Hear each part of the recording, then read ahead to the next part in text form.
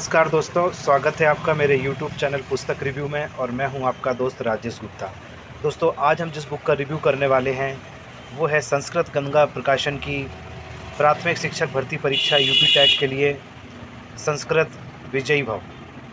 इसके राइटर हैं दोस्तों सर्वज्ञ भूषण। ये संशोधित और परिवर्तित संस्करण है।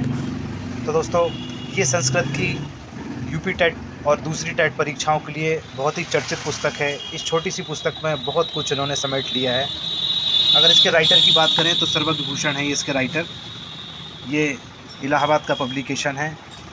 और दोस्तों, ये बुक संस्कृत की तैयारी के लिए, जिन्होंने अल्टरनेट सब्जेक्ट संस्कृत रखा हुआ है, उसकी तैयारी के लिए बहुत बढ़िया है। तो दोस्तों, देख लेते हैं कि इसका कंटेंट क्या है, क्या कवर किया है इस बुक में। ये इसकी विषय सूची है। सबसे पहले इन्होंने दिया है वर्ण विचार स्वर व्यंजन। दूसरा चैप्टर है व्याकरण शास्त्र की प्रमुख संज्ञाएं एवं परिभाषाएं। तीसरा है संधि। चौथा है समास। पांचवा है कारक तथा विभक्ति। छठवां प्रत्यय। सातवां वाच्य। आठवां उपसर्ग एवं अव्यय। सातवां पर्यायवाची शब्द। नौवां पर्यायवाची शब्द। दसवां विलोम शब्द। 11वां शरीर अंगों के नाम, घर, परिवार, परिवेश, पशु पक्षी एवं घरेलू उपयोग की वस्तुओं के संस्कृत नाम।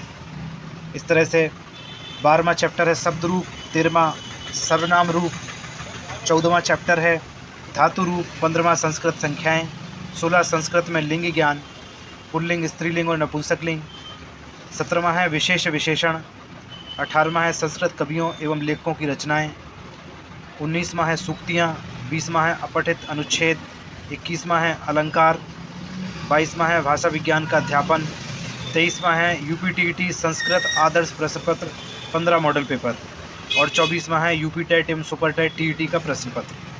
तो दोस्तों, इस तरह से इन्होंने 22 चैप्टर में ये पूरा संस्कृत कवर किया है और बाकी के 2 चैप्टर यूपी टेट और सुपर टेट के लिए मॉडल पेपर के हैं। तो दोस्तों देखें, ये सबसे पहला चैप्टर है वर्ण विचार स्वर व्यंजन। तो इस तरह से इन्होंने प्रत्येक टॉपिक को ऐसे दिया है बढ़िया से समझा के। और ये कलर्ड है, थोड़ा सा स्पेशल चीज़ों को ऐसे कलर के ब्रैकेट में दिखाया हुआ है।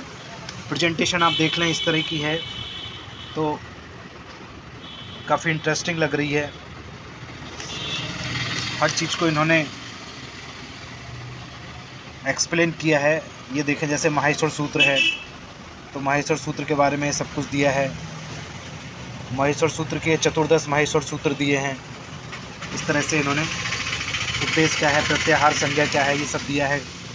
महेश्वर सूत्रों के इत संज्ञक वर्णों से मिलकर बनने वाले 42 प्रत्याहार, तो ये प्रत्याहार के सूत्र दिए हैं। इसका वर्ण दिया है, प्रत्याहार दिया है, प्रत्याहारों की संख्या दी है। इसी तरह से दोस्तों, इस तरह से टेबल बना के यहाँ पे प्रत्याहार वर्ण कुल वर्ण सूत्रों में प्रत्याहार का प्रयोग इस तरह से करके दिया है। तो आप देखते हैं, बहुत इंटरेस्टिंग बन पड़ा है प्रेजेंटेशन इसका।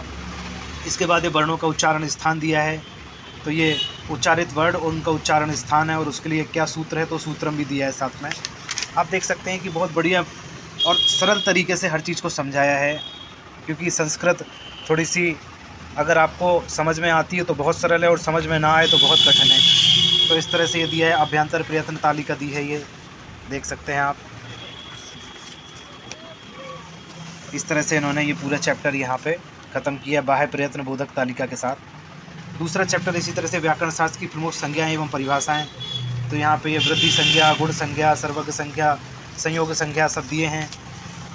तो संज्ञा की परिभाषाएं दी हैं, यहाँ पे सारी संज्ञाओं के प्रकार दिए हैं। तो इस तरह से ये इन्होंने पूरा चैप्टर यहाँ पे कंप्लीट कर दिया है। ये धातुओं के विभाग, गण और उनकी धातुएँ। इसी के बाद ये संधि का चैप्टर है। तो संधि में देखें आप, संधि भी इस तरह से, संधि क्या है, संधि विच्छेद क्या है, संधि में क्या होगा, संधि के प्रकार दिया है, स्वर संधि, व्यंजन संधि, इस तरह से सब कुछ कवर कर दिया है। संधि के प्रकार दिए हैं, प्रमुख भेद दिए हैं, दीर्घ संधि, गुण संधि। तो इस तरह से दोस्तों ये आप देखें कि बहुत अच्छे से समझा के सब कुछ दिया है। स्वर संधि तालिका दी है। ये संधि का नाम, संधि सूत्र, सूत्रार्थ और उदाहरण, ये इन्होंने एक तालिका से यहाँ पे कवर कर दिया है। तो इसमें दोस्तों प्रेजेंटेशन जो है वो बहुत सरलतम तरीके से है। आप इसको अच्छे से समझ सकते हैं, अच्छे से इसको लर्न कर सकते हैं। व्यंजन संधि तालिका है, इसी तरह से देखें आप, उसके बाद सत्व संधि है, रलोप संधि है। उसके बाद दोस्तों ये समास का चैप्टर है। समास में समास किसे कहते हैं, समास के क्या भेद हैं, कौन कौन से समास हैं, इस तरह से ये दिया है। अव्ययीभाव समास, विग्रह समास, सब ये दिया है। देखिए यहाँ पे बहुत तरीके से दिया है और बहुत तरीके से दिया है। आपको कवरेज में दिखा दूँ ऐसे ये। इसके बाद ये विभक्तियाँ आ गई हैं और ये इसके बाद दोस्तों अगला चैप्टर है वाच्य। तो ये वाच्य से लिया गया है। उपसर्ग एवं अव्यय है उसके बाद का चैप्टर ये। तो आप देखें ये उपसर्ग दिए हैं, उनका अर्थ है, उपसर्ग युक्त शब्द दिए हैं। इस तरह से आप देखें उपसर्ग युक्त क्रियाओं का वाक्य में प्रयोग दिया है, इस तरह से टेबल बना के दिया है। तो ये प्रेजेंटेशन बहुत बढ़िया है।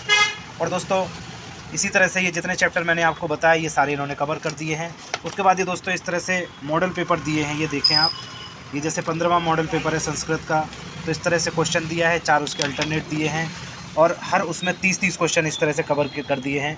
तो यूपी टेट में आपके 30 क्वेश्चन आते हैं, तो 30 क्वेश्चन के ये 15 सेट इन्होंने बना के दे दिए हैं।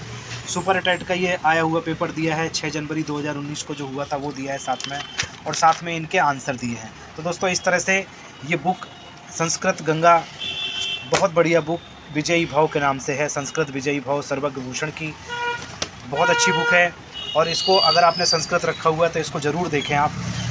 145 रुपये इसका MRP है और डिस्काउंट करके ये आपको बाज़ार में बहुत कम रेटों पे मिल जाएगी। तो दोस्तों इसी तरह की नई नई बुक्स के लिए आप मेरे चैनल को सब्सक्राइब ज़रूर कर लें और घर बैठे नई नई बुक्स का रिव्यू देखते रहें। पूरा वीडियो देखने के लिए बहुत बहुत धन्यवाद आपका।